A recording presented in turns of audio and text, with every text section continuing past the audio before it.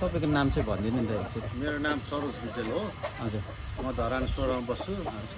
पहिला चाहिँ धरान 3 नम्बर वार्डमा बस्थेँ। त्यतिखेर गोदेरी हुँदाखेरि चाहिँ हामीलाई एक प्रकारको दसैँ जस्तो लाग्थ्यो। तपाईँहरूले अब कहिले कुन सालदेखि सुरुवात गर्नुभयो गोदुलीको चाहिँ?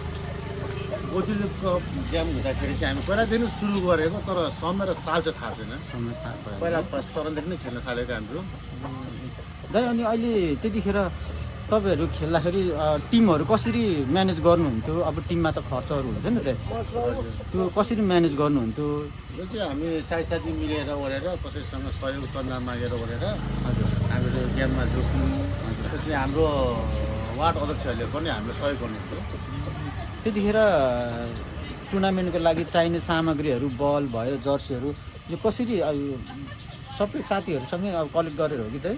त्यो त हामीले चन्दा उठाएर हो। टोलवासीहरूलाई, स्थानीय बासिन्दाहरूलाई हामीले हाम्रो गेम हुँदैछ ओरेछ, त्यो गोदरी क्लबको गेम गर्न आँटेछ ओरेछ भनेर हामीले चाहिँ सहयोग मागेर गरेर यसो जर्सीहरू बेला बनाउँथ्यौँ, मोड्थ्यौँ, बलहरू दाईहरू दिनुहुन्थ्यो, कोही विदेशी दाईहरूले सहयोग गर्नुहुन्थ्यो।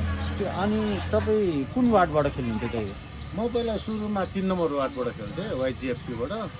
त्यसपछि धरान 6 भानु क्लबबाट खेलेँ, अनि पछि आएर चाहिँ 16बाट। तपाईँलाई भने चाहिँ 3 नम्बरबाट खेल्दाखेरि क्याप्टेन भएर खेल्नुहुन्थ्यो? हजुर, म 3 नम्बर वार्डबाट खेल्दाखेरि क्याप्टेनसिप भएर खेल्थेँ।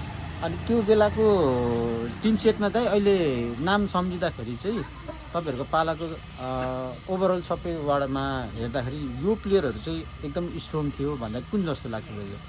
त्यतिखेर हाम्रो पालामा त सबै वार्डहरूमा एक्साइट प्लेयरहरू थियो।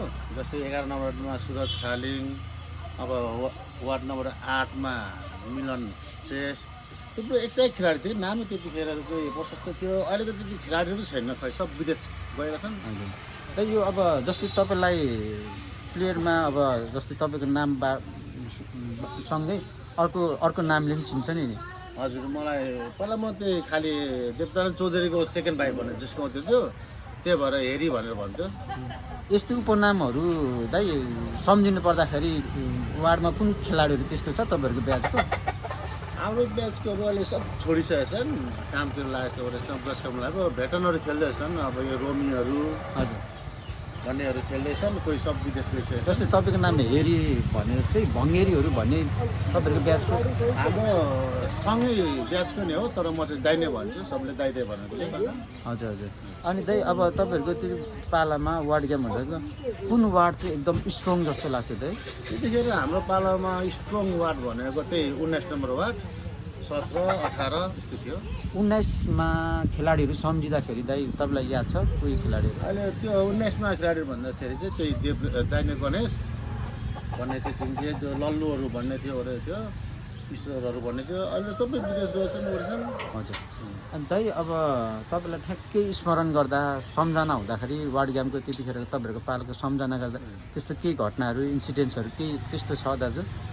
अहिले त्यति साह्रो ठुलो घटना त घटेको छैन, गरेको छैन। तर पनि गोदुली गेम हुँदाखेरि चाहिँ गोदुली गेम गर्दा कहिले आउँछ, कहिले गेम हुन्छ ओर्छ भनेर हामीले त्यही सोचेर बस्थ्यौँ क्या। धरानमा सबभन्दा ठुलो गेम भनेको, राम्रो स्तरीय गेम भनेको नै गोदुली थियो। कहाँबाट आउँछ हेर्नु ओर्नु, अहिले त्यस्तो गेमहरू हुँदैनन्, छोड्यो। हजुर। अब अहिले यो पालि अब होइन गोदुलीको अब यो रात्रिकालीन गेम गराउन गइरहेछौँ होइन। अब यो अवस्थासम्म आइपुग्दाखेरि तपाईँलाई खेलको स्तरहरू, खेलाडीको स्तरहरू, त्यो दर्शकको चामहरू हेर्दाखेरि तपाईँको पहिलाको र अहिलेको फरक कस्तो लाग्छ दाइ? के कस्तो लाग्छ? पहिला तपाईँको फुटबल भनेको सबैले क्रेज थियो। फुटबल गेम भनेपछि मान्छेहरू कहाँ दर्शकहरू सिटै पाउँदैन थियो, ओर्दैन थियो। त्यही भएर गर्दाखेरि अहिले खेलाडीहरूमा खोइ निकै के भन्नु, अब त्यहाँको खेल्ने नै बन्दी चाहिँ भयो जस्तो भएछ। अब खेल त राम्रो हो, स्वास्थ्यको लागि पनि हो, तर अब यो सरकारले गर्दाखेरि यसमा आर्थिक सहयोग गर्नु नसकेकोले गर्दाखेरि खेलाडीहरू अगाडि बढ्न सकेको छैनन्।